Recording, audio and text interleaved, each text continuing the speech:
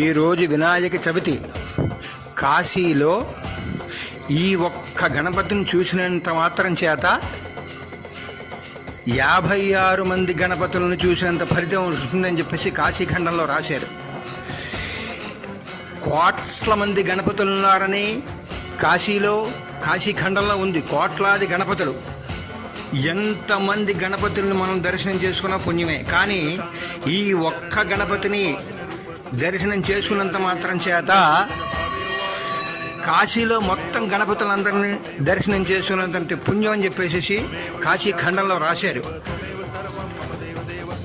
ఈ గౌరీ కేదారేశ్వరుటువంటి గుడిలో ఈ యొక్క గణపతి ఉన్నాడు. ఈ గణపతి